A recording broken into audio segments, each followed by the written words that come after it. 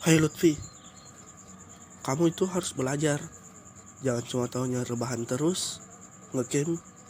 Coba lihat kakakmu yang memiliki IQ tinggi, nilainya tinggi. Kau harus belajar dari dia. Iya pak, maafkan saya. Saya memang bodoh karena saya memiliki IQ yang rendah.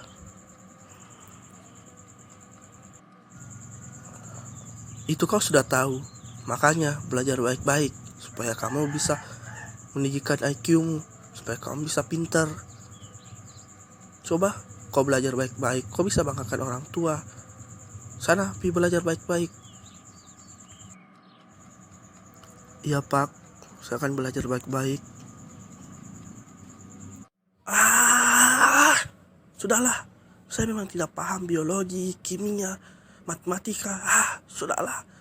Bagaimana saya bisa belajar dan fokus dan mengerti ini semua? Saya tidak tahu.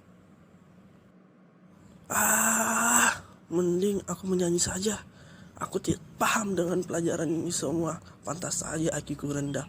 Aku memang bodoh. Mending aku nyanyi saja, itulah hobiku.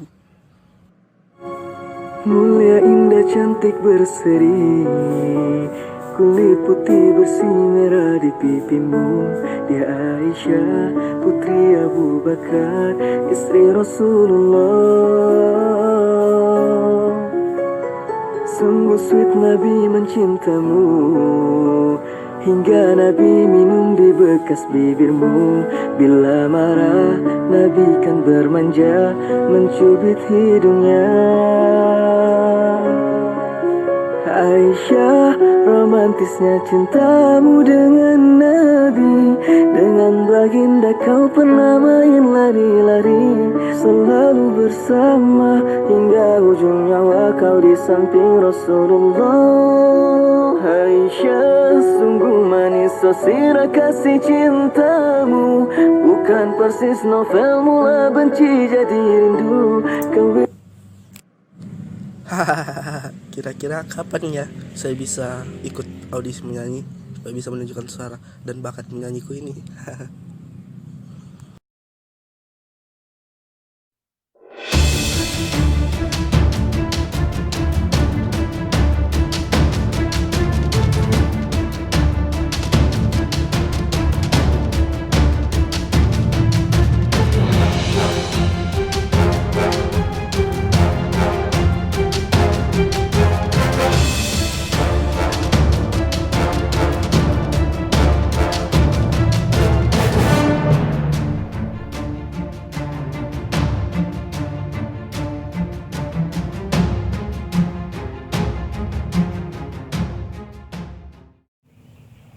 Kecerdasan majemuk. Seseorang yang memiliki nilai IQ yang tinggi belum tentu dapat mandiri dalam berpikir, mandiri dalam bertindak, mampu menilai rasa humor yang baik, menghargai keindahan, menggunakan akal, relativistik, mampu menikmati sesuatu yang baru, orisinil, dapat dipahami secara komprehensif, fasih, fleksibel, cerdik. Artinya, nilai IQ bukanlah tolak ukur utama kecerdasan manusia. Jadi, marilah kita berhenti menilai kecerdasan seseorang berdasarkan nilai IQ yang ia dapatkan. Kecerdasan bukan hanya dengan memiliki nilai IQ yang tinggi, namun kecerdasan lebih pada bagaimana seseorang dapat memecahkan masalah yang dihadapinya dengan tepat dan benar. Dakir pada tahun 1993 beranggapan bahwa seorang dikatakan cerdas kalau orang yang bersangkutan dapat menjalankan fungsi pikir sehingga dapat menyelesaikan masalah dengan cepat dan tepat. Artinya, seseorang yang dapat menyelesaikan masalah dengan cepat tetapi salah belum dapat dikatakan cerdas. Begitu pula sebaliknya. Kecerdasan dapat berkembang sepanjang hidup asalkan dibina dan ditingkatkan. Pendapat ini hampir senada dengan yang diungkapkan oleh Gartner pada tahun 1993 bahwa intelligence is a general ability that is found in a very dangerous is all individuals. It is the key to success in solving problems.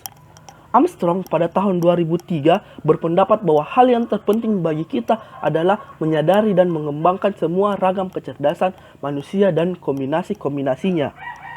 Kita berbeda karena memiliki kecerdasan yang berbeda, berkelainan. Apabila menyadari hal ini, setidaknya kita lebih mempunyai peluang menangani berbagai masalah yang kita hadapi di dunia ini dengan baik.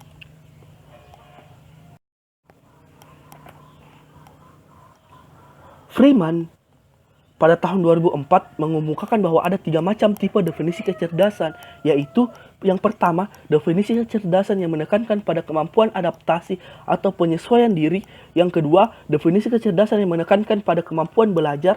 Yang ketiga, definisi kecerdasan yang menekankan pada kemampuan abstraksi. Dari tipe definisi tersebut dapat disimpulkan bahwa orang cerdas adalah orang yang mampu menyesuaikan diri terhadap berbagai situasi dan perubahan-perubahan. Nah, di sini manusia atau kita perlu menyesuaikan diri terhadap berbagai situasi. Mengapa demikian? Sebab dengan menyesuaikan diri dengan lingkungan atau berbagai situasi, kita mampu berkembang jauh lebih cepat. Para ahli berpendapat sama bahwa yang dimaksud dengan cerdas haruslah mengandung 2 aspek penting, kemampuan untuk belajar dari pengalaman dan kemampuan adaptasi dengan lingkungan. Sebab pengalaman itu akan mengajarkan berbagai macam pelajaran yang sangat penting dalam kehidupan. Dan untuk kemampuan beradaptasi dengan lingkungan, kita perlu beradaptasi dengan lingkungan sebab kita akan berpijak di berbagai belahan dunia ini. Namun kita harus tetap memiliki kemampuan beradaptasi dengan lingkungan. Beradaptasi dengan lingkungan ini dalam garis besar bahwa beradaptasi dengan situasi. Kita mampu melihat situasi yang mana baik dan yang mana buruk. Seorang ahli pendidikan dari Harvard University bernama Howard Gardner berpendapat bahwa tidak ada manusia yang tidak cerdas. Paradigma ini menentang dikotomi cerdas tidak cerdas. Gardner juga menentang anggapan cerdas dari sisi IQ yang menurutnya hanya mengacu pada 3 jenis kecerdasan, yakni logiko, matematik, dan linguistik, dan spasial.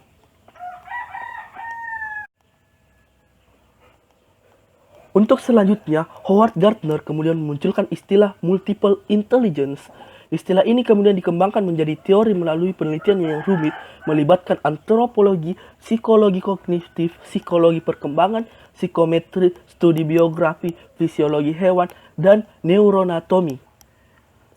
Gardner menyatakan bahwa an intelligence entails the ability to solve problem or fashion product that are of consequence in particular culture setting or community. The problem-solving skill allow one to approach a situation in which a goal is to be obtained and to locate the appropriate route the goal.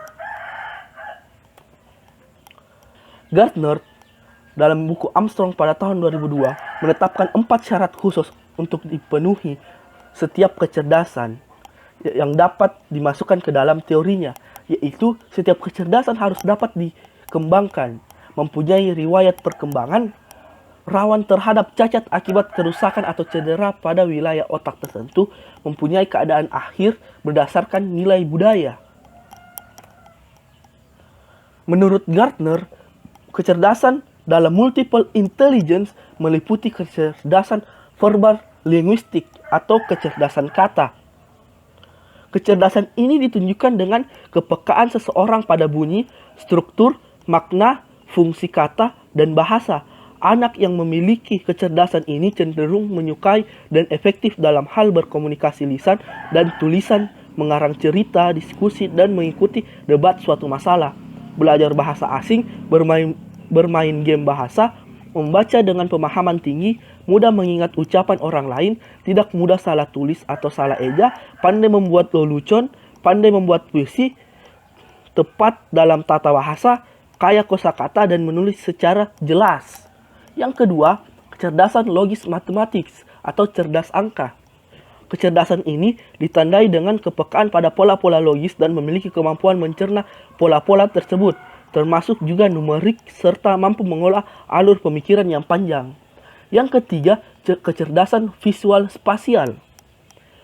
Kecerdasan ini ditandai dengan kepekaan impersepsi dalam dunia visual spasial secara akurat dan mentransformasi persepsi awal. Seseorang yang memiliki kecerdasan ini cenderung menyukai arsitektur, bangunan, dekorasi, apresiasi seni, desain, atau denah. Yang keempat, kecerdasan musikal. Kecerdasan ini ditandai dengan kemampuan menciptakan dan mengapresiasi irama, pola titi nada, dan warna nada, jika kemampuan mengapresiasi bentuk-bentuk ekspresi musikal. Yang kelima, kecerdasan kinestetik atau cerdas gerak. Kecerdasan ini ditandai dengan kemampuan mengontrol gerak tubuh dan kemahiran mengelola objek. Seseorang yang optimal dalam kecerdasan ini cenderung menyukai dan efektif dalam hal mengekspresikan dalam mimik atau gaya, atletik, menari, dan menata tari. Kuat dan terampil dalam motorik halus, koordinasi tangan dan mata, motorik kasar, dan daya tahan. Yang ketiga adalah kecerdasan interpersonal atau kecerdasan sosial. Kecerdasan ini ditandai dengan kemampuan mencerna dan merespon secara tepat suasana hati, temperamen, motivasi, dan keinginan orang lain. Seseorang yang optimal dalam kecerdasan ini cenderung menyukai dan efektif dalam hal mengasuh dan mendidik orang lain, berkomunikasi, berinteraksi, berempati, dan bersimpati, memimpin dan mengkoordinasikan kelompok, berteman, menyelesaikan dan menjadi mediator konflik, menghormati pendapat dan hak orang lain, melihat sesuatu dari sudut pandang, sensitif atau peka pada minat dan motif orang lain, dan handal bekerja dalam tim. Kemudian, kecerdasan interpersonal atau cerdas diri.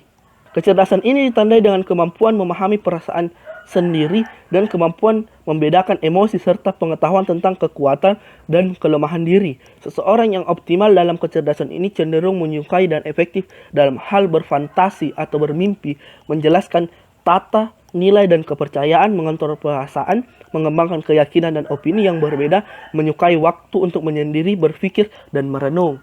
Kemudian selanjutnya adalah kecerdasan naturalis, atau yang kedelapan adalah kecerdasan naturalis atau cerdas alam.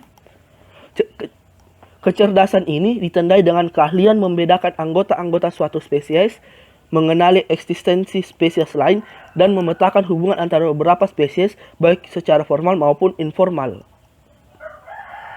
Selanjutnya yaitu yang kesembilan atau yang terakhir, kecerdasan eksistensial atau cerdas hakikat. Kecerdasan eksistensial ini ditandai dengan kemampuan berpikir sesuatu yang hakiki, menyangkut eksistensi berbagai hal, termasuk kehidupan, kematian, kebaikan, kejahatan. Eksistensial muncul dalam bentuk pemikiran dan perenungan. Seseorang yang cerdas secara eksistensial cenderung mempertanyakan hakiki kehidupan, mencari inti dari setiap permasalahan, merenungkan berbagai hal atau peristiwa yang dialami, memikirkan hikmah atau makna di balik peristiwa atau masalah, dan mengkaji ulang setiap pendapat dan pemikiran. Orang yang cerdas secara eksistensi cenderung berani menyatakan keyakinan dan memperjuangkan kebenaran, mampu menempatkan keberadaan sesuatu dalam bingkai yang lebih luas, selalu mempertanyakan kebenaran suatu pernyataan atau kejadian, memiliki pengalaman yang mendalam tentang cinta pada semua sesama dan seni, mampu menempatkan diri dalam kosmis yang luas, serta memiliki kemampuan merasakan, memimpikan, dan merencanakan hal-hal yang besar. Jadi kesimpulannya, menilai kecerdasan seseorang bukan hanya dilihat dari IQ, tapi banyak lagi kecerdasan, faktor-faktor kecerdasan yang dimiliki oleh seseorang tersebut. Mari kita berhenti menilai kecerdasan seseorang hanya berdasarkan dari IQ semata. Sebab kecerdasan IQ hanya terbatas kepada nilai seseorang tersaja, tapi masih banyak kecerdasan dan kebaikan dari orang tersebut. Baiklah, itulah tadi video yang saya buat. Sebelum saya mengakhiri video ini, saya akan memperkenalkan diri. Perkenalkan, nama saya Muhammad Lutfi Trilaksono. Saya dari kelas pendidikan IPA reguler A. Adapun NIM saya yaitu 1916041027. Baiklah, itulah tadi video yang telah saya buat untuk memenuhi tugas perkembangan peserta didik. Lebih dan kurangnya mohon dimaafkan. Wassalamualaikum warahmatullahi wabarakatuh.